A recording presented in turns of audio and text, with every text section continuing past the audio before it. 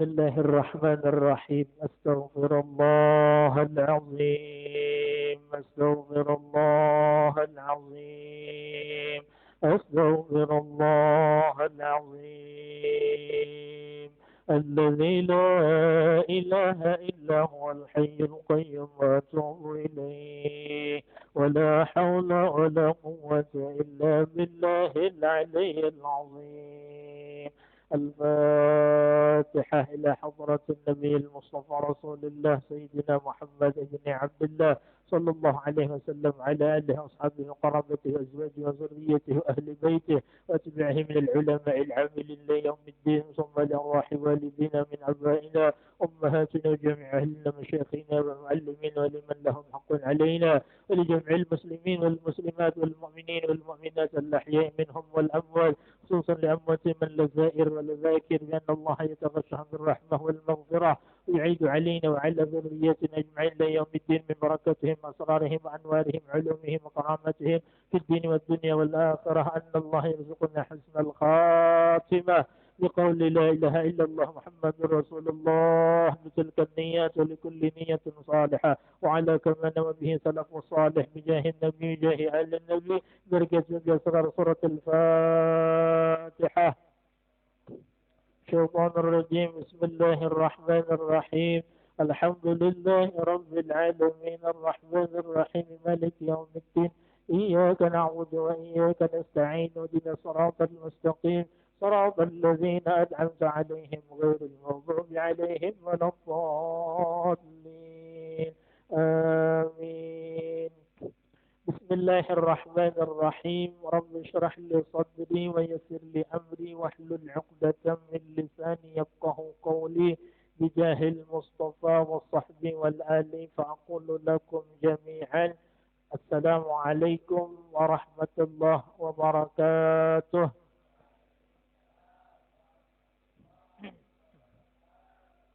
الحمد لله الذي خصنا بحبيبنا رسول الله سيدنا محمد ابن عبد الله. اللهم صل وسلم وبارك وكرم وشرف ومجد وعظم وترحم وتحنن على سيدنا وحبيبنا وأصل وجودنا ومولانا محمد، مفتاح باب رحمة الله، عدد ما في علم الله، صلاة وسلاما دائمين بدوام ملك الله، وعلى آله وأصحابه عدد كل ذرة ألف مرة، لا حول ولا قوة إلا بالله. وبعد، نوينا التعلم والتعليم والتذكر والتذكير والنفع والانتفاع والإفادة والاستفادة والحث على التمسك بكتاب الله وسنة رسول الله، والدلالة على الخير والدعاء إلى الهدى، ابتغاء وجه الله تعالى وقربه وثوابه ورضاه، برحمتك يا أرحم الراحمين. سبحانك لا علم لنا إلا ما علمتنا، إنك أنت العليم الحكيم، واهدنا ووفقنا إلى صراطك المستقيم، ونجنا من القوم الظالمين والكافرين، والحمد لله رب العالمين. حضرة المكرمين المحترمين، معاشر الفضلاء ومعاشر الكرماء والأعزة، أيها الحاضرين والحاضرات رحمني ورحمكم الله. Bilkhusus yang sama kita muliakan guru kita semua, Al-Ustadz Jajang Mata'anallah bituli hayati. Mudah-mudahan beliau selalu dalam limpahan rahmat dan keberkahan daripada Allah Subhanahu wa taala. Mudah-mudahan beliau selalu dilimpahi sihat wal afiyah oleh Allah Subhanahu wa taala. Yang sama kita hormati Bapak Ketua DKM Musalla Al-Ikhlas beserta para pengurus DKM, Bapak Ketua RT beserta para pengurus lingkungan, para sesepuh, para tokoh masyarakat, ibu, bapak, hadirin hadirat. InsyaAllah mudah-mudahan sama-sama kita dimuliakan oleh Allah Subhanahu wa taala dunia sampai akhirat. Kita doakan mudah-mudahan beliau-beliau selalu diberikan kekuatan keistiqomahan oleh Allah Subhanahu wa taala. Alhamdulillah, bersyukur kepada Allah Dan tak lupa kita iringi dengan menyampaikan salawat dan salam kita kepada baginda Rasulullah sallallahu alaihi wa alihi wasallam. Kembali malam hari ini kita bisa bersilaturahim di majlis ta'lim Musalla Al-Ikhlas dalam keadaan sehat walafiat.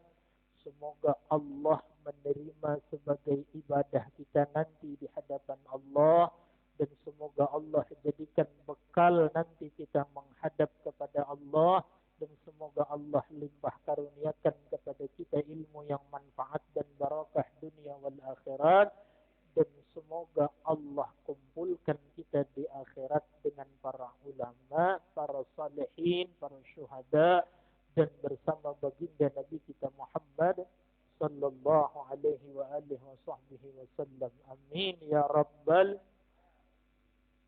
Bismillahirrahmanirrahim. Qala al-muallif rahimahullah ta'ala nafa'ana bih wa bi'ulumihi wa bi'ulumi sa'iril salihin wa bi'ulumikum fid darain amin ila an qala wa qala radhiyallahu ta'ala anhu al-awwal القيام للقادر في الفرض الثاني النية والثالث تكبيرة الإحرام والرابع قراءة الفاتحة والخامس الركوع السادس الطمأنينة في الركوع والاعتدال والسجود والجلوس.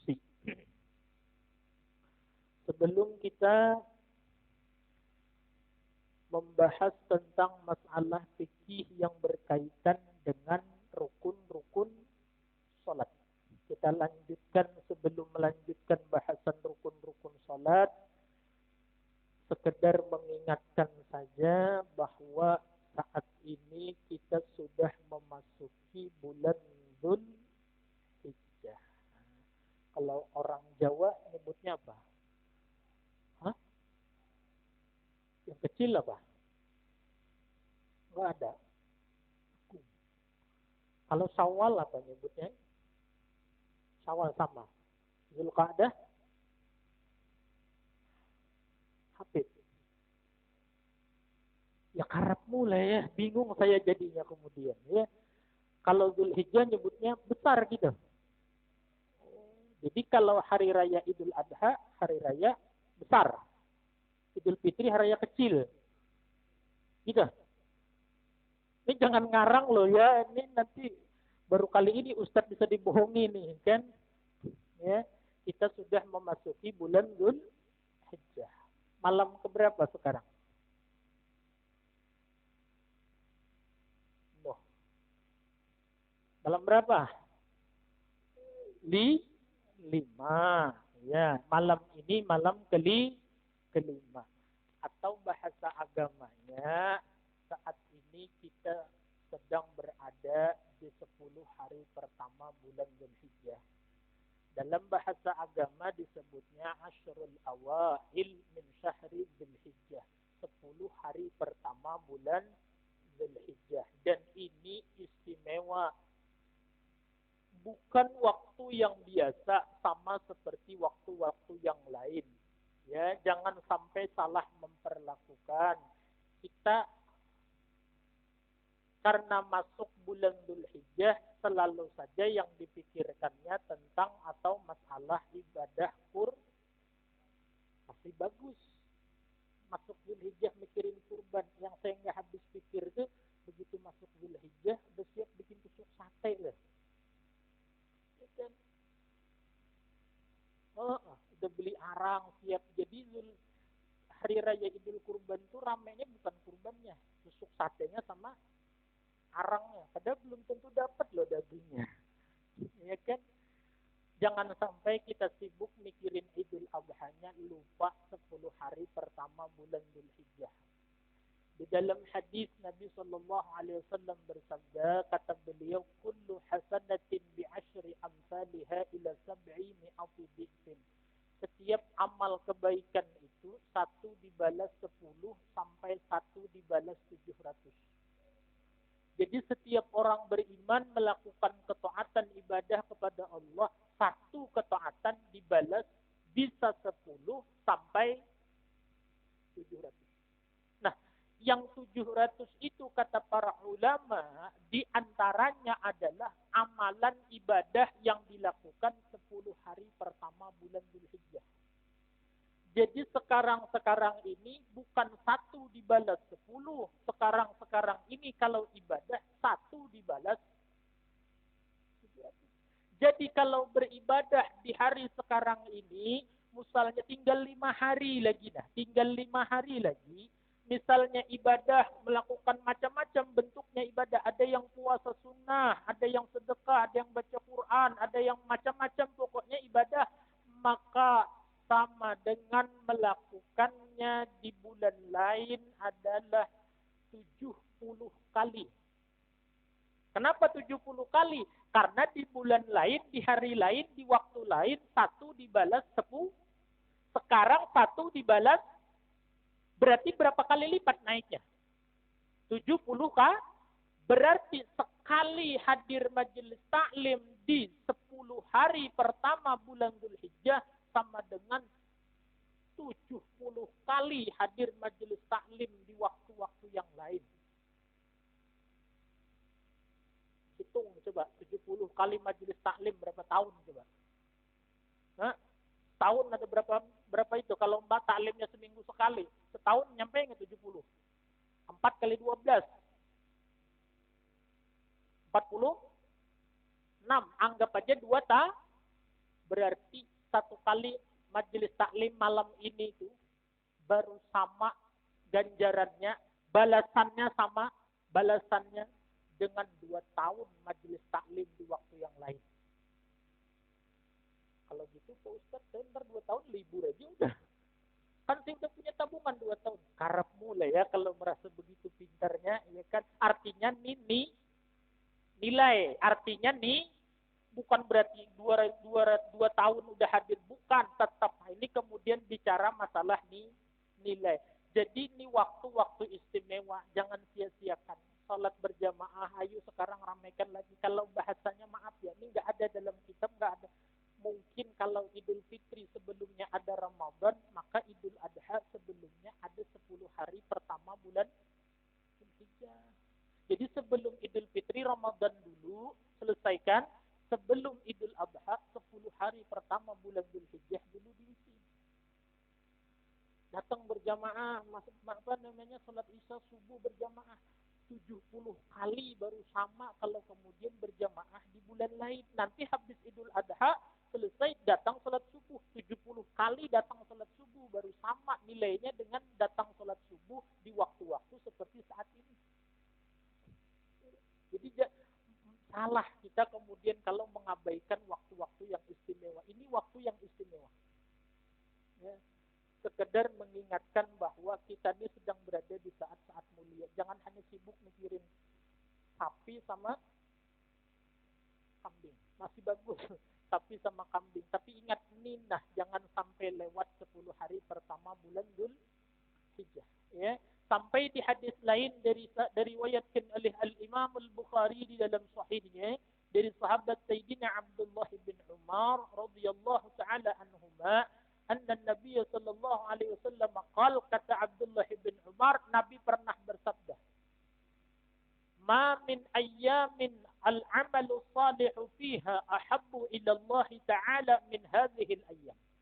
Tidak ada waktu yang amal-amal saleh dikerjakan di dalamnya lebih Allah cintai daripada amal-amal saleh yang dilakukan 10 hari pertama bulan Dzulhijjah.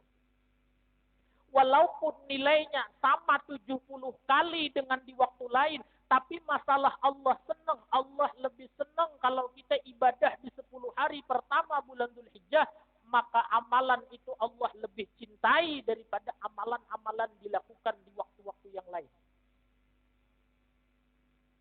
Sampai sahabat ini penasaran. Kenapa penasaran? Kok hebat bener.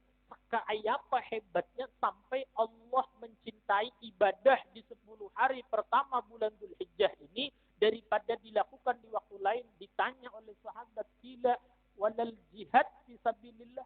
Ya Rasulullah, kalau dibandingkan dengan orang pergi jihad, perang di jalan Allah, mana lebih Allah cintai dibandingkan dengan ibadah di 10 hari pertama bulan Dzulhijjah?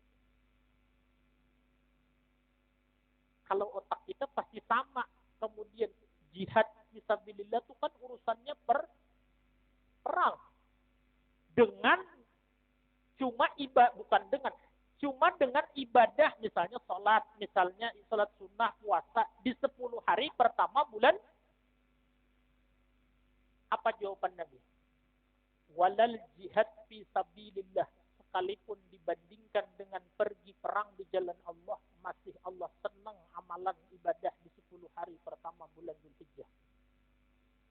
Masih Allah lebih cinta lagi ibadah di bulan Dzulhijjah 10 hari pertama ketimbang perang di jalan Allah.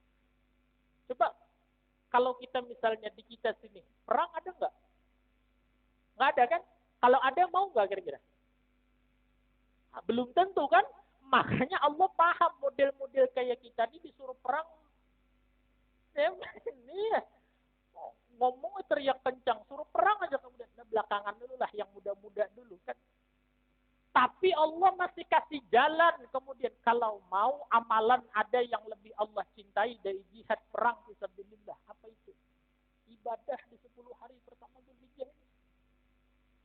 Illa rajulun kharaja binafsihi wa malihi, kecuali kata Nabi yang bisa menyamainya Allah cinta amalan itu dengan 10 hari pertama bulan Dzulhijjah adalah rajulun kharaja binafsihi, seorang laki-laki yang dia pergi perang, binafsihi, dia bawa dirinya ke medan perang, wa malihi, dan dia bawa semua hartanya perang, walam yarji bidzalika min syai', dan tidak pulang sedikit pun dari harta dan dirinya, baru bisa kecintaan Allah sama. Artinya orang pergi perang, orangnya mati syahid di medan perang, hartanya habis buat biaya perang.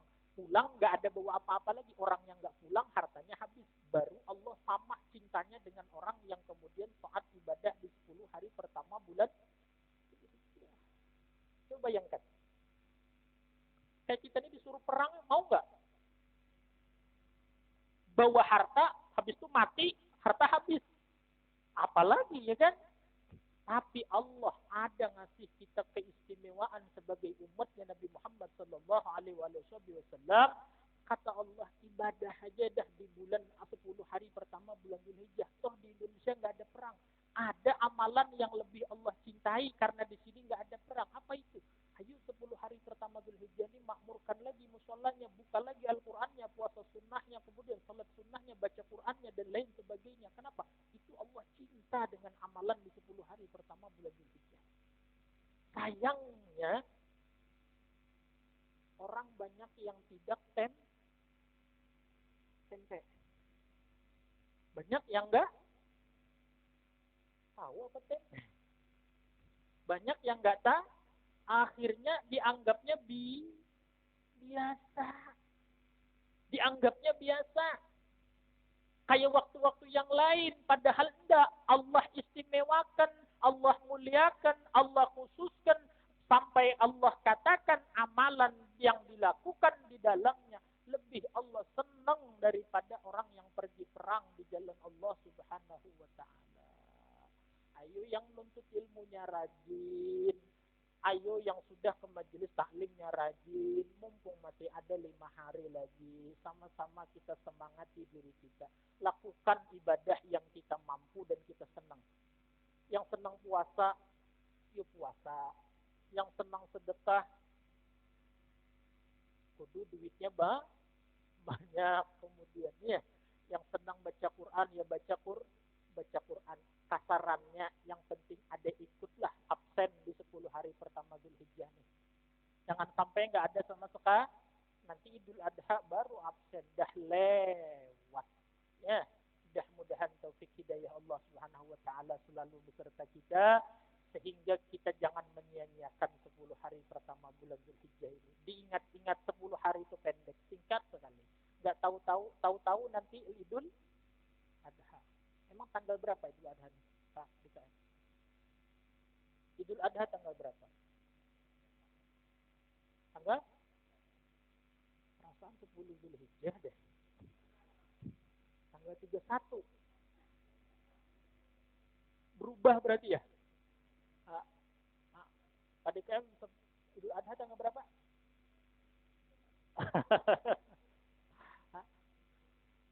10 Zul. Iya, masalah 10 Zulhijjah tanggal 31, tanggal 5, tanggal 1, tanggal 2. Karepmu, yang penting pokoknya 10 Zulhijjah. Jadi Idul Adha tanggal berapa? Tahun sekarang tanggal berapa? Nah, baru pinter. Ini karena gara-garanya pasti belum makan. Ya kan? Ya. Belum makan. Ya, kenceng gitu. Ya. Nah itu insya Allah. Ingat ya, ini waktu-waktu istimewa. Jadi kalau ditanya orang Idul Adha, Idul Fitri kapan? 1 Syawal. Itu jelas gitu kemudian. Jangan kemudian nunggu pemerintah. Bukan Idul Fitri, bukan nunggu pemerintah. Pokoknya Idul Fitri 1 Syawal pemerintah nggak bilang Idul Fitri, tetap Idul Fitri. Nanti 10 Zulhijjah pemerintah nggak bilang Idul Adha, tetap Idul Adha. Pokoknya Idul Fitri 1 Syawal, Idul Adha 10 Zulhijjah. Kalau gajian akhir bulan. Ya udah. Nah, sekarang kita teruskan pelajaran fikihnya itu, kemudian sekedar mengingatkan bahwa saat ini kita sedang diberi keistimewaan oleh Allah, diberi sehat, panjang umur sampai ketemu 10 hari pertama bulan Zulhijjah. Ya. Oh ya. Sebelum fikih ini kemudian pertanyaan yang banyak ke saya sampai, apa ukuran orang mampu berkurban itu? Ini nyerempet-nyerempet terserah saya ya. Ya. Kalau yang kamera kurang senang ditutup aja. Ya, terserah. Kan gini, kan berkurban itu hukumnya sunnah muakkadah dalam mazhab Syafi'i. Saya tidak bahas itu panjang-panjang. Bagi yang mampu. Pertanyaannya kan pasti begini, emang ukuran mampu orang berkurban itu kayak apa? Jangan-jangan kemudian saya ini nggak mampu, atau jangan-jangan saya ini mampu. Ya, kira-kira sampaikan nggak nih? Nggak nyesel? Yakin? Nah, baik. Dalam mazhab Imam Abu Hanifah itu mengatakan hukum kurban itu wajib. Ya, dalam mazhab Abu Hanifah, bagi orang yang mampu, kurban itu bukan sunnah. Hukumnya, berarti kalau ngikut mazhab Imam Hanafi, orang yang mampu nggak berkurban, dosa. Dalam mazhab Syafi'i, hukumnya sunnah muakkadah, sunnah yang sangat ditekankan. Karena khilafiyah ini, perbedaan ini, maka ulama berpendapat bila mampu lalu nggak berkurban, tidak sampai dosa dalam mazhab Syafi'i, tapi hukumnya makruh, artinya dibenci. Nah, pertanyaan gedenya, mampunya seperti apa? Dalam mazhab Hanafi, orang yang dikatakan mampu berkurban itu orang yang punya duit tabungan 20 dinar. Mazhab Hanafi 20 dinar. 1 dinar itu 4,25 gram emas. Dinar itu mata uang emas. Jadi dulu ada dinar, ada dirham. Kalau sekarang ada dilan. Nah, ada dinar, ada dirham, ada di, yang tua-tua nggak ngerti dilan siapa. Dinar itu 1 dinarnya 4,1 gram. Kalau duit berapa? Pak DKM, jangan salah lagi. Nanti malu lagi.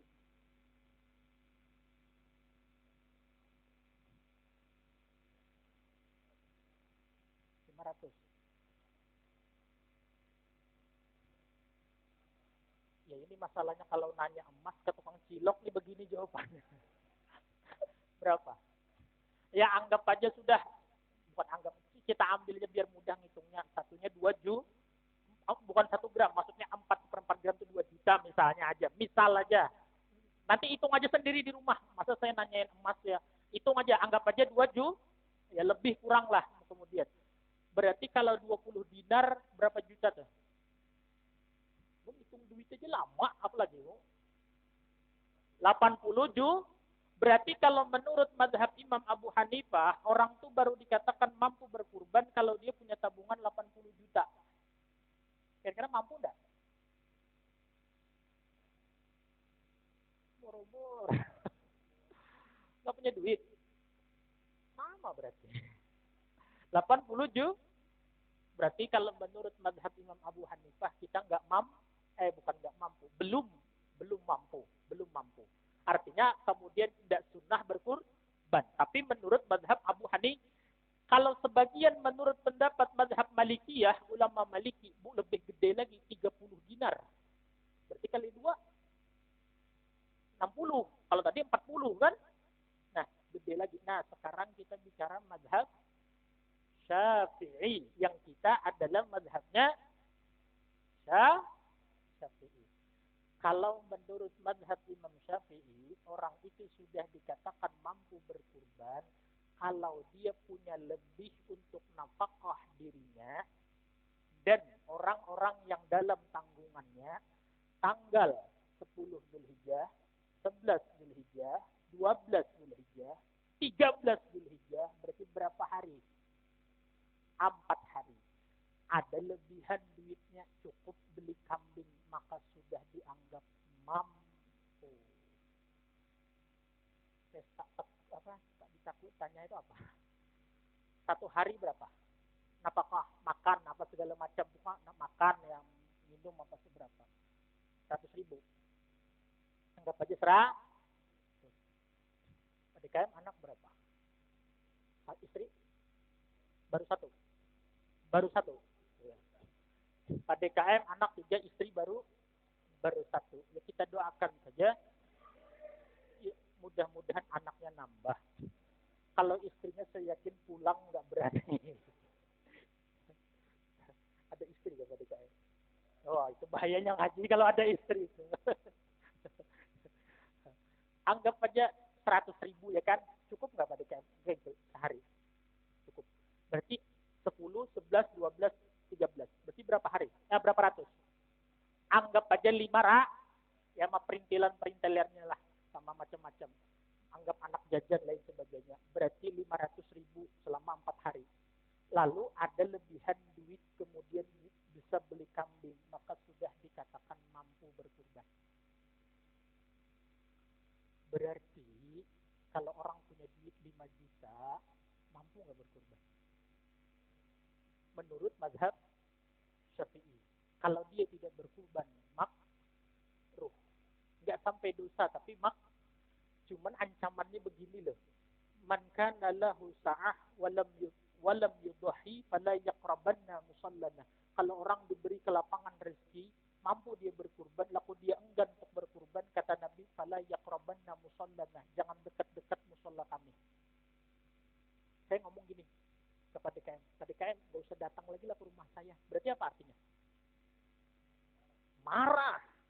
Pak DKM gak usah datang lagi lah ke rumah saya kemudian. Berarti saya marah. Rasulullah ngomong gini, kalau ada rezeki duit mampu laku kemudian enggan berkurban, gak usah datanglah ke masjid kami, gak usah datang ke mushola kami lah. Berarti Rasulullah marah. Kenapa tegang? Kenapa tegang? Saya tanya, mampu nggak sekarang? Nah, nyesel nggak nanya tadi? Makanya saya bilang, yakin nggak nyesel? Yakin katanya. Begitu sekarang, ternyata saya di rumah 7.500.000. Mikir kenceng nanti malam nih, kurban nggak? Padahal sudah mampu. Terserah, tugas saya menyampaikan, mau dipakai ya syukur, nggak juga, yang penting saya menyampaikan. Berarti sebenarnya kalau mau jujur, kita nih banyak yang mampu, cuma nggak mampu. Maka itu ibadah yang paling berat itu bukan tahajud. Ibadah yang paling berat itu bukan sholat duha. Ibadah yang paling berat itu ngeluarin duit, itu ibadah yang paling berat. Iya. Ibadah yang paling berat itu ngeluarin. Makanya dalam Al-Quran itu kalau urusan jihad itu pasti amwal duluan, pasti harta duluan. Wajahidu bi amwalihim wa anfusihim, dan berjihadlah kalian dengan harta dan jiwa-jiwa kalian. Kenapa harta duluan disebut? Karena yang paling sulit ini mengeluarkan ibadah itu urusan mengeluarkan harta, itu yang paling sulit. Yakin? Nyesel nggak? Pelan jawabnya beda kayak tadi. Ya, tadi saya bilang sampaikan nggak? Sampaikan. Nyesel nggak? Nggak. Yakin? Yakin. Begitu sampaikan sekarang, nyesel nggak? Nggak. Yakin nggak? Yakin.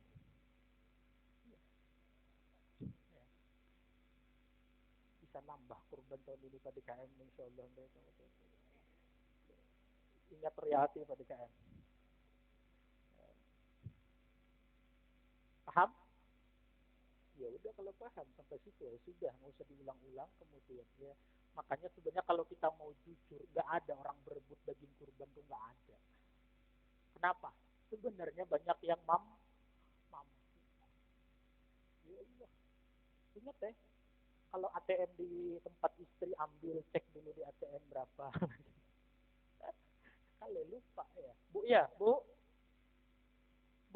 hidup Bu, hidup. Mampu Bu.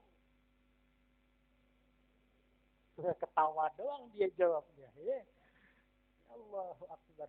Ya itulah kita nih urusan harta itu paling berat memang mengeluarkan. Makanya lah, itu serah-serah saya lah ngomong apa ya hari ini ya. Yakin gak nyesal? Makanya penyakit hati yang paling sulit dibuang itu adalah bakhil. Ya. Penyakit hati yang paling sulit dibuang itu penyakit pelit, urusan harta. Sombong sulit dibuang, tapi masih sulitan bakhil lagi dibuang. Apalagi ya, ria, ujub, apalagi dengki sulit dibuang, tapi masih jauh lebih lebih sulit lagi kemudian penyakit bakhil dibuang. Masih sulit. Nah, penyakit hati itu bilanya bakhil itu masih ada, dalam hati itu sayang dengan harta itu masih sayang bener urusan ibadah, tapi kalau urusan yang lain dari ibadah kita nggak sayang. Nah ini sebaliknya kita nih. Coba kalau ke mall, coba bayangkan. Mikir nggak kalau ke mall tuh misalnya belanja tuh ngabisin duit berapa? Tahu-tahu pulang merenung aja kan. Artinya duit udah mau habis. Waktu di mallnya mikir nggak? Apalagi enggak. Kalau bapak-bapak ya mikir, ibu-ibu yang nggak mikir. Ibu-ibu ini kan, tapi bukan ibu-ibu sini, bukan. Saya yakin di sini, insya Allah enggak. Mau apa sama? Itu nuduh namanya.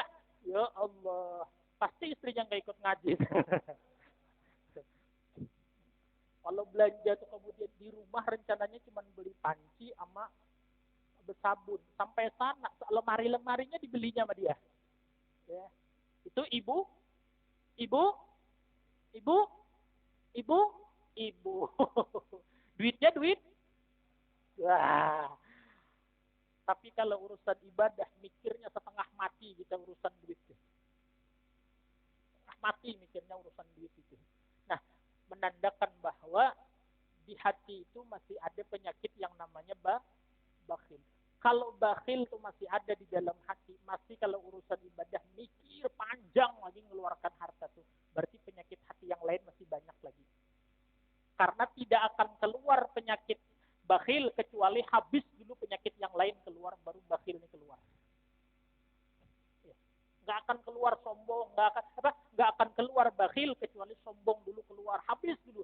Jadi kalau bakhil itu masih ada, kemungkinan yang lain masih ada. Tapi kalau bakhil dah enggak, maka berarti penyakit yang lain juga udah pergi. Itu yang mencek diri kita masing-masing. Kalau masih ada lagi sifat bakhil itu, berarti penyakit yang lain itu kemungkinan besarnya juga masih ada. Buktinya kata agama kita ini mampu berkurban. Tapi kata kita sayang.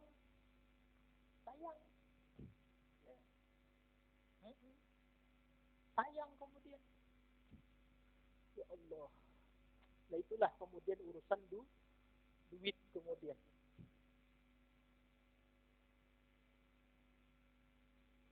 Coba kalau Allah Subhanahu wa taala padahal sudah diiming-imingi sudah. Hari 10 hari Zulhijjah itu tanggal 10 itu artinya hari raya Idul Adha. Itu disampaikan oleh Nabi Shallallahu Alaihi Wasallam dalam hadis riwayat Imam At-Tirmidzi disebutkan bahwa tidak ada amalan hari itu yang lebih afdal dilakukan kecuali min iraqatid dam, selain daripada mengalirkan darah. Maksudnya menyembelih hewan kurban. Nah, kata Nabi, hewan kurban yang disembelih itu nanti di akhirat akan datang lengkap dengan tanduk-tanduknya, lengkap dengan kuku-kukunya, kemudian untuk menjadi tunggangan orang itu nanti di akhirat.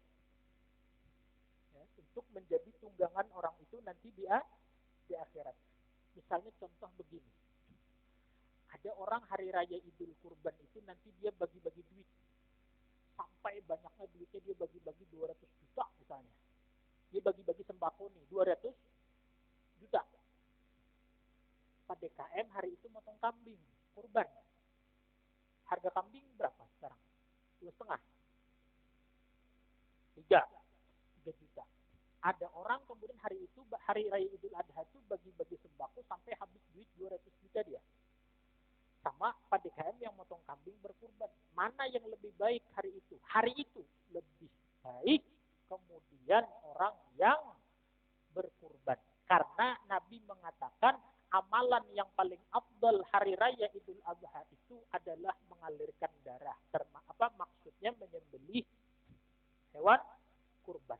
Nah, hewan kurban itu bukan sekedar kita bagi-bagi daging kambing. Nanti buat kita kemudian kendaraan ketika di akhirat.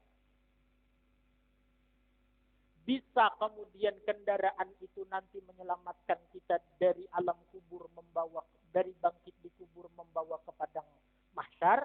Bisa nanti kita tunggangi ketika menyeberangi sirat, atau kita sebut titian siratal mustaqim. Ya. Ibu bapak yang dirahmati oleh Allah, dalam banyak hadis disebutkan bahwa padang mahsyarnya nanti akhirat itu kalau sekarang adalah padang Arafahnya Mekah. Tahu padang Arafah yang orang kalau wukuf itu? Ya, kalau tahu kan tidak mesti ke sana. Bisa aja ngelihat di YouTube. Ya kan? Padang Arafah. Itu nanti jadi padang mahsyarnya akhirat. Jadi semua, kalau di dunia orang ngumpul di situ waktu wukuf, ya kan, wukuf. Nanti di akhirat orang ngumpul di situ ketika bangkit dari alam kubur, semuanya menuju ke padang mahsyar situ, ke padang Arafah sekarang. Dalam banyak hadis disebutkan nanti di akhirat itu yang akan jadi padang mahsyar. Saya sekarang nanya gini, ini logika dunia kita aja, jangan bicara urusan akhirat, logika dunia kita aja dulu supaya mendekatkan pemahaman. Kalau kita dari sini berangkat ke Makkah ke padang Arafah, kira-kira berapa waktunya tuh? Naik pesawat berapa? Nah Pak Rodi nih, dari sini ke Jeddah berapa jam? 8 jam. Dari Jeddah ke, anggap aja nggak ke Madinah dulu, ke Mekah aja langsung. Dari Jeddah ke Mekah naik bis berapa? 2 jam, 3 jam, 6 jam? 6 jam, 8 tambah 6 berapa? 14. Nanti dari Mekah ke padang Arafah lain lagi. Anggap aja misalnya 17-18 jam. Itu kalau di dunia. Sekarang misalnya mati kita. Mati nggak semua nanti? Mati. Tinggal persoalannya siapa yang duluan, siapa yang belakangan. Kalau lihat wajah-wajah nih kayaknya nggak lama lagi. Ya, nggak lama lagi kayaknya. Paling-paling ya 50 tahun lagi lah, itu lama bener dah. Paling-paling kan nggak lama toh, 50 tahun nggak lama kan? Yang lama tuh 100 tahun, 200 tahun, lama 50 tahun. Begitu bangkit nanti dikuburkan di mana? Kalau di sini namanya tempat kuburan di mana? Bedurinan ya. Nanti begitu ditiup sangkakala yang kedua oleh malaikat Israfil, trompet ditiup, ditiup trompet yang kedua, semua keluar dari alam di kuburnya masing-masing. Keluar. Kayak kata Nabi, kayak kecambah di musim hujan. Jadi kalau bahasanya nongol dari tanah masing-masing. Nongol dari tanah masing-masing. Semuanya kaget. Di mana ini? Di mana ini kemudian? Saat itu sudah jadi negeri akhirat. Kita hitung-hitung dunia aja. Nggak usah bicara akhirat itu tadi saya bilang. Kalau dari sini kita ke padang Arafah aja memerlukan waktu sampai harian, bagaimana kalau harus jalan kaki dari bangkit di kubur sampai nanti kemudian ke padang mahsyar? Itu menuju ke sana masing-masing nanti. Entah orang yang matinya di Afrika, entah orang yang matinya di Australia, entah yang matinya di Eropa, yang matinya di Indonesia. Semua akan tumpah ruah ketika bangkit dari kubur. Semua berjalan menuju satu titik namanya padang mahsyar. Mana padang mahsyarnya? Saat ini namanya padang Arafah. Saat itu model orang dibangkitkan bermacam-macam, model orang jalan dari bangkit di kuburnya juga macam-macam. Sampai disebutkan oleh para ulama kemudian menafsirkan salah satu ayat Al-Quran bahwa bentuk orang ketika bangkit dari alam kubur itu 12 macam bentuknya. Ada yang rupanya babi, badannya manusia, ada. Bangkit dari alam kubur nggak jadi kayak gini lagi. Ada yang bangkit kemudian mukanya hitam legam, ada. Pokoknya macam-macam rupanya. Nah, jalannya pun menuju padang mahsyar macam-macam.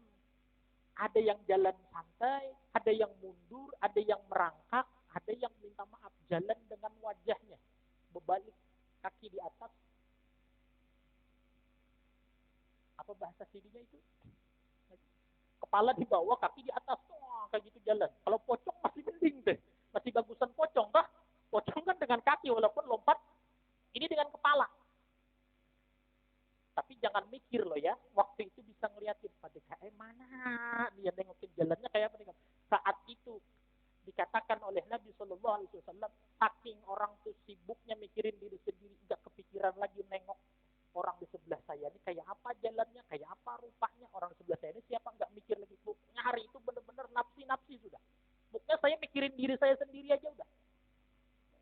Gak ada lagi kemudian. Makanya ketika Rasul Sallallahu Alaihi Wasallam kemudian menyampaikan kepada Sayyidatuna Aisyah radhiyallahu taala anha wa ardaha, kata Nabi, yuhsyarun nas hufatun uratun ghurlah. Nanti dibangkitkan manusia itu dari alam kuburnya dalam keadaan satu telanjang, yang kedua nggak pakai sendal, yang ketiga kembali nggak dikhitan. Jadi begitu bangkit itu telanjang bulat. Yuhsyarun nas yaumal qiyamah, nanti dikumpul sampai padang mahsyar, ngumpul di padang mahsyar itu telanjang bulat nanti. Hufatun telanjang bulat, nggak pakai alas kaki, hufat, urlah telanjang bulat, kemudian dan kembali nggak dihitan. Sayyidah Aisyah nanya begitu Nabi ngomong begitu, ya Rasulullah kan di padang mahsyar laki perempuan ngumpul, apa kalau bahasa kita yang nggak saling nengok-nengok kan tuh? Coba aja di dunia kayak gitu kan? Kolam renang, berenang, bukan berenang dia cuci mata ke sono kan? Ya, pura-pura nggak paham ya, biar selamat. Apa jawab Nabi? Wahai Aisyah, hari itu saking sibuknya orang mikirkan nasibnya diri sendiri, dia nggak sempat lagi nengok sampingnya nih, walaupun sama-sama dalam keadaan telanjang. Nggak kepikir lagi nengokin samping kiri kanan nih, saking apa sibuknya mikirin nasib saya hari ini seperti apa. Berarti luar biasa hari itu kemudian kacau balaunya. Sampai orang di samping telanjang bulat aja kita nggak mikir ngeliat lagi coba. Ente pusing di dunia, pusing kan? Saya nanya pusing, pusing nggak? Lockdown, kemudian macam-macam PHK, gaji kurang, pusing nggak? Nah, tapi kalau ada orang telanjang depan rumah, perempuan cantik, mulus, montok, ngeliatin nggak? Saya nggak. Kata Pak DKM tambah pusing. Istrinya Pak DKM dicatat lah ya. Artinya sepusing-pusingnya kita di dunia masih sempat memperhatikan orang, tapi pusingnya nanti di padang mahsyar, saking sibuknya kita mikirin kayak apa nasib saya hari ini. Orang telanjang di samping kita nggak sempat mikir ngeliat lagi. Jadi kayak apa hari itu pusingnya coba. Bisa nggak membayangkan? Kalau mau coba dulu lah. Duluan. Kalau jamaah yang meninggal banyak aja yang ganti. Kalau ustadz yang meninggal susah nyari gantinya. Berarti mendingan jamaah duluan apa ustadz duluan? Kalau ustadz ya pulang lah. Sampai tega ngomong ustadz duluan. Coba bayangkan pusingnya hari itu sampai ada orang telanjang bulat kiri kanan depan belakang, kita nggak ngeliatin lagi. Yang penting saya hari ini selamat. Sepusing-pusingnya kita di dunia ngelihat orang telanjang, pusing tambah pusing. Artinya masih sempat kita pusing mikirin hidup di dunia, masih sempat ngomongin tetangga, berarti nggak pusing-pusing amat. Nanti kalau mau benar-benar pusing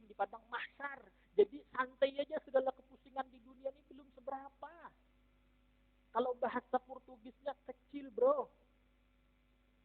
Pusing, lockdown, kemudian kerjaan, macam segalanya. Ingat, nanti kepusingan di padang mahsyar lebih jauh, lebih pusing daripada itu. Mana buktinya? Sampai-sampai nanti kemudian kalau pusing di padang mahsyar, kita nggak melihat lagi kiri kanan siapa. Tapi ada orang yang saat itu kemudian dari bangkit kubur pakai kendaraan. Siapa mereka? Orang yang mampu dan dia mau berkurban. Pak Ustadz, kalau belum akikah boleh nggak berkurban? Sekarang begini pertanyaannya. Akikah itu hukumnya sunnah. Kurban itu juga hukumnya sunnah. Sunnah dengan sunnah tidak bisa saling menghalangi. Kecuali wajib dengan sunnah. Saya belum akikah, Pak Ustadz, boleh nggak berkurban? Jawabannya boleh. Kenapa jadi boleh? Karena sunnah dengan sunnah tidak bisa saling menghalangi.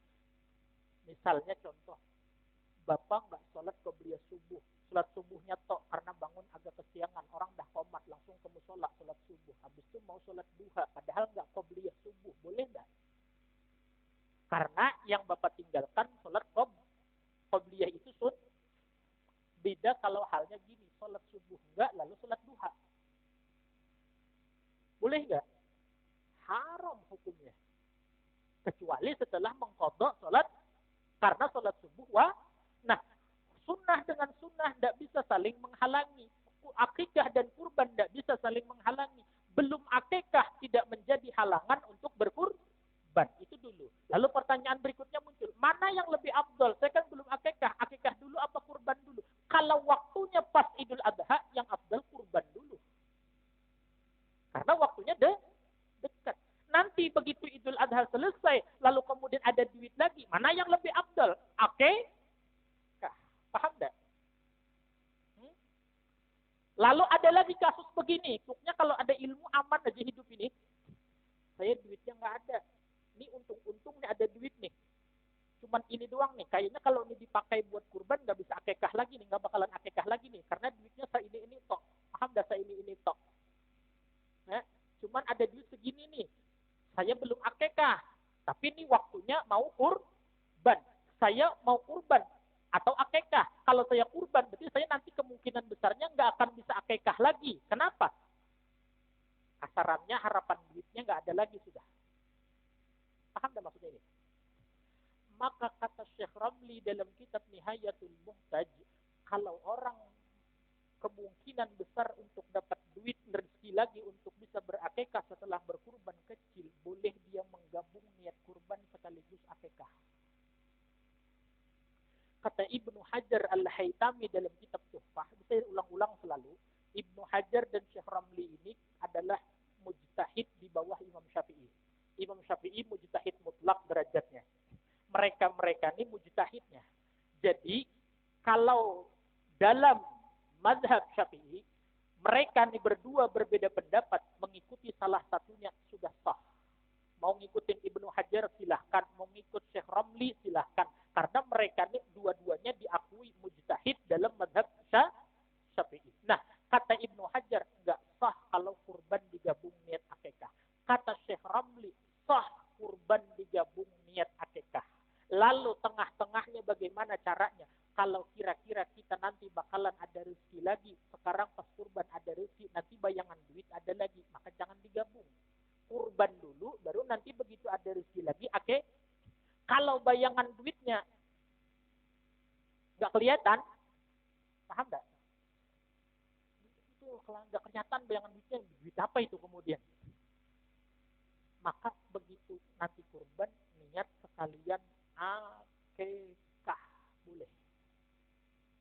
Boleh, tidak ada masalah. Cuma kan ya mudah-mudahan sih insya Allah gitu kan rezekinya tetap ada. Jadi kurban ya tetap kurban, akikah tetap akikah. Nah, jadi kesimpulannya saya sampaikan, bolehkah orang yang belum akikah berkurban? Boleh banget. Mana yang afdal? Kalau waktu sekarang yang afdal adalah kurban. Nanti selesai Idul Adha ada duit lagi, akikah. Kalau kira-kira nggak ada duit lagi, niat dua sekaligus boleh, kurban sekaligus akikah. Mudeng. Iya, Jadi nggak ada masalah kalau ada ilmunya itu. Ya, nggak ada persoalan. Yang ribuh itu selalu saja yang nggak ada Nah, sekarang niat. Itu dibahas kurban kita, iya. Tadi kemana-mana larinya tadi. Nggak apa-apa ya. Niat kurban itu kan dalam dalam agama namanya ibadah selalu harus ada. Iya. Orang sholat nggak pakai niat, sholatnya tidak sah. Orang kemudian wudhu nggak pakai niat, wudhunya tidak sah. Niat letaknya di, nah itu paham sudah. Lalu kalau berkurban kapan berniatnya? Nah ini yang kita juga maaf ya di zaman sekarang ini waliyadzubillah min dzalik, akhirnya tidak sedikit kalau kurban itu jadinya seperti orang ngeliwet biasa. Kayak orang motong kambing lalu dimasak, dibagi-bagi, kemudian kenapa? Salah satunya penyebabnya yang besar adalah dia saat berkurban itu nggak ada niat. Tapi kan jauh sebelumnya Pak Ustadz saya udah berniat mau kurban. Itu bukan niat dalam ilmu fikih. Itu namanya kemudian azam. Azam itu adalah keinginan, cita-cita. Niat itu selalu saja dalam fikih qasdu syai' muqtarinan bi fi'lih. Menyengaja melakukan sesuatu berbarengan pada ketika awal memperbuatnya. Ketika yang wudhu, ketika air kena wajah, dalam hati sengajaku. Artinya niat dalam hati berbarengan dengan perbuatan. Kalau 1 Zulhijjah sudah berniat, kurbannya belum apa sudah? Masih lama, berarti niat bukan. Bukan, namanya azam. Apa itu azam? Tekad, keinginan, cita-cita. Belum niat dalam hukum fikih lagi, belum lagi. Nah, lalu dalam hukum fikih niat berkurban itu kapan? Maka ada dua keadaan, sama kayak orang zakat. Orang zakat itu kan berniatnya bisa dua cara. Satu misalnya zakat fitrah contoh, ketika ngambil beras dari beras yang buat makan dan beras fitrah dimasukin ke kantong. Di situ dalam hati sengaja pun mengeluarkan zakat fitrah karena Allah Ta'ala ambil, maka itu sudah sah. Atau saat menyerahkan kepada mustahik. Misalnya amil, datang ke amil. Makanya amil ngajak berniat. Karena memang waktu zakat niatnya situ. Paham dah maksudnya? Atau bisa jadi pada saat memisahkan barang zakat dengan barang umum yang bukan zakat. Misalnya ada duit 2 miliar. Ya Allah, nggak ada yang amin. Nggak mau. Ada duit 2 miliar. Udah telat. Malaikatnya pada nggak ada. 2 mil. Berarti zakatnya berapa?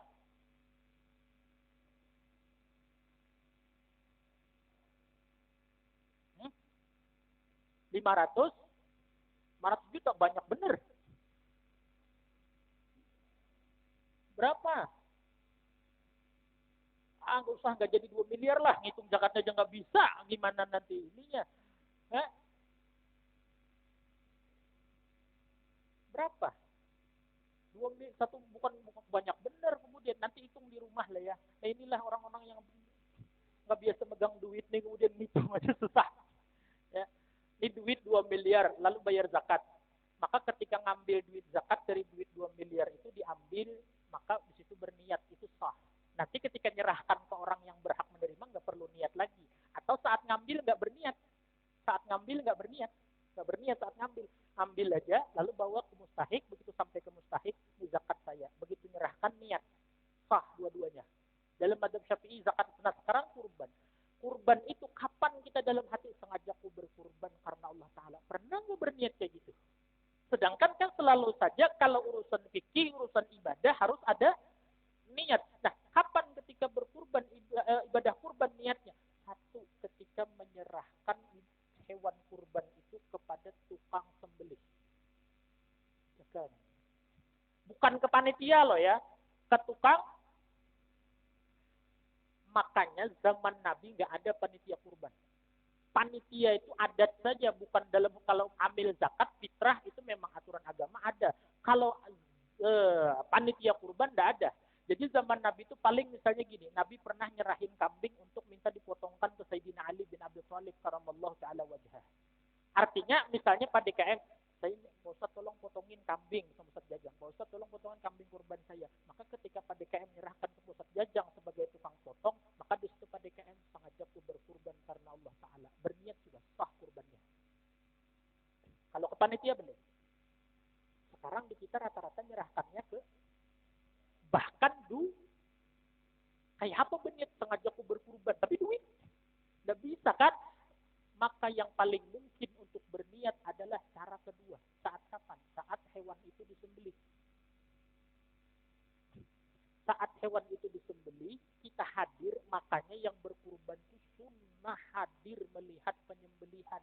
Apalagi dia belum berniat sebelumnya. Ketika yang nyembelih motong dalam hati sengaja aku berkurban karena Allah Ta'ala.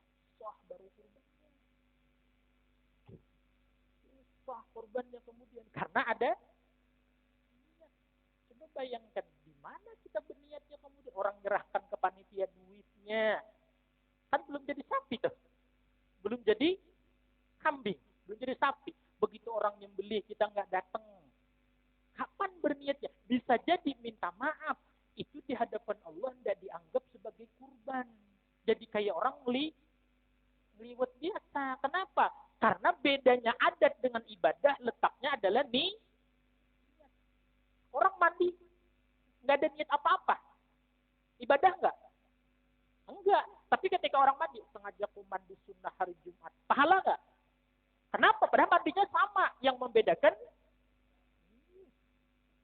itu makanya kemudian kudu. Ada ilmunya.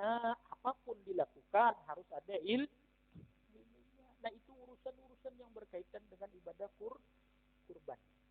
Ya, sedikit-sedikit seperti itulah kemudian ya yang harus diperhatikan. Dan usahakan panitia itu juga, ini terakhir dah, udah 1 jam. Jangan sampai kayak yang 2 minggu yang lalu, jam 11 juga akhirnya saya pulang-pulangnya kan. Ya. Ini terakhir nih. Kan yang berkurban dapat bagian toh. Ya kan? Boleh aja dimakan, mau akikah, kamu kurban kah. Bahkan disunahkan yang berkurban itu makan daging kurbannya, sunnah. Bahkan bukan nggak boleh. Jadi salah orang yang mengatakan kalau akikah kemudian nggak boleh makan, nggak boleh ikut makan, nggak. Nah, terkecuali dia kurban nazar. Arti kurban nazar itu dia bernazar. Bernazar ini panjang lagi ceritanya dah ya, nanti aja udah. Jadi wajib, maka dia nggak, bukan lagi sunnah kalau kurban nazar, jadi wajib dia kurbannya dan dia nggak boleh ikut makan sekali sedikit pun nggak boleh. Kalau dia ikut makan sementara itu kurban nazar, maka kurbannya rusak. Nah, khawatirnya kurban kita nih orang-orang yang tidak paham, orang-orang awam nih, dia jadi nazar. Saya nanti kalau duit ada, kemudian saya nanti kalau misalnya anak saya sembuh, saya akan kurban. Bisa jadi nazar. Dan ini bahasanya agak lumayan panjang. Nah, supaya jangan sampai rusak korban orang, panitia itu begini caranya. Misalnya ada kambing 3, 1, 2, 3. Ini kambingnya, kambing berapa tadi? 1, 2, 3. Ini kambing pada KM. Masa PRT kambing? Ini kambingnya PR, bukan, ini kan kambing 3. Ini kambing pada KM, ini PRT katanya. Sama yang ngatain Pak RT. Mau kenceng bener. Ini kambingnya Pak RT. Ini kambingnya siapa lagi satu? Ini siapalah pokoknya. Kalau Pak DKM sempat ada ternazar dia kurban, maka berarti dia nggak boleh makan. Supaya Pak DKM tetap bisa makan. Kan kita nggak paham. Masa kita nanyain orang mau berkurban, ini nazar apa enggak? Orang dia paham juga enggak. Lalu panitia dibijaksanai. Kambingnya Pak DKM nomor 1, kambingnya Pak RT nomor 2. Makanya harus dinomori. Nomor 1, kambing itu dikasih nomor 1, nomor 2, nomor 3. Nanti tulis di daftar. Nomor 1 Pak DKM. Kambing 2 Pak RT. Kambing 3 Pak Rodi. Nanti begitu mau disembelih. Kambing nomor 1 Pak DKM, jangan nomor 1 Pak DKM. Wah, pasti Pak DKM yang harus beli, ya kan? Kambing nomor 1 Pak DK, jadi Pak DKM bisa ngelihat. Lalu kalau belum berniat, saat itu berniat sengaja aku berkurban karena Allah Taala. Sah baru.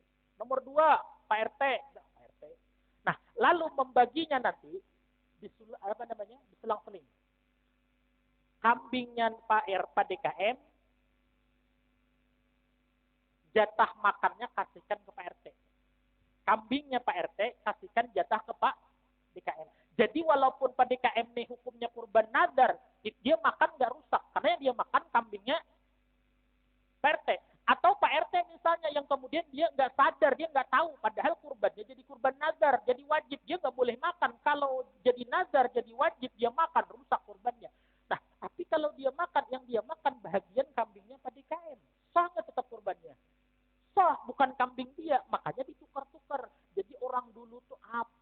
bener kalau ngatur masalah urusan itu. Orang sekarang Allah. Kalau dikasihkan ke yang satu kambing pada DKM, kasihkan pahanya. Benar sudah. Tapi khawatirnya kalau pada DKM ini kurban nazar, maka panitia ini merusak kurban pada DKM. Kenapa? Tidak boleh kurban nazar ikut makan dagingnya. Jadi kalau ditukar-tukar, maka selamat. Jadi ditukar-tukar. Toh sama kan, pahanya nggak akan beda. Nah itulah kemudian segala sesuatu itu selalu saja berhajat kepada ilmu. Nah itu sudah kemudian yang ingin saya sampaikan jam 10 kurang seperempat sudah 1 jam sudah. Saya nggak mau kayak bulan kemarin, nggak mau ya. Nggak usah ada pertanyaan. Nanti ada pertanyaan ujung-ujungnya jam 11 lagi kemudian. Nggak usah ada pertanyaan. Paham ya insya Allah ya? Ya. Nanti yang nggak paham-paham kita belajar terus nanti insya Allah. Sampai bab kurban kita belajar yang lebih detail. Sampai bab akikah insya Allah. Kemudian kita belajar. Ini sekedar menambah-nambah wawasan kita aja insya Allah. Berarti fikih sholatnya kita nggak tahu jadi lari ke sini-sini insya Allah. Nanti di pertemuan yang akan datang kita sambung. Mudah-mudahan ada manfaat dan keberkahannya. Dan mudah-mudahan Allah Subhanahu wa taala berikan kita nikmat ikhlas, Allah berikan kita nikmat istiqamah, Allah berikan kita nikmat dalam ibadah, dalam menuntut ilmu, kenikmatan ikhlas, kenikmatan istiqamah, dan semoga Allah akhiri umur kita dalam keadaan husnul khatimah. Bitilka niyat wa ila hadratin Nabi al-Fatihah. Bismillahirrahmanirrahim. Alhamdulillahi rabbil alamin, arrahmanir rahim, maliki yaumiddin. إياك نعبد وإياك نستعين اهدنا الصراط المستقيم صراط الذين أنعمت عليهم غير المغضوب عليهم ولا الضالين آمين آمين يا الله يا رب العالمين بسم الله الرحمن الرحيم الحمد لله رب العالمين اللهم صل على سيدنا محمد وعلى آله وصحبه وبارك وسلم أجمعين اللهم اجعل جمعنا هذا جمعا مرحوما وتفرقنا من بعده تفرقا معصوما ولا تجعلنا ولا فينا ولا معنا ولا منا شقيا ولا محروما ولا مطرودا ربنا تقبل منا إنك أنت السميع العليم وتب علينا إنك أنت التواب الرحيم ربنا آتنا في الدنيا حسنة وفي الآخرة حسنة وقنا عذاب النار صلى الله على سيدنا محمد وعلى آله وصحبه وسلم سبحان ربك رب العزة عما يصفون وسلام على المرسلين والحمد لله رب العالمين دعاء كفارة المجلس سبحانك اللهم أشهد أن لا إله إلا أنت أستغفرك وأتوب إليك الحمد لله banyak minta ampun, minta maaf, minta halal, minta ridha, lahir batin dunia akhirat, ampun maaf kekurangannya. Wassalamualaikum warahmatullahi wabarakatuh. Waalaikumsalam.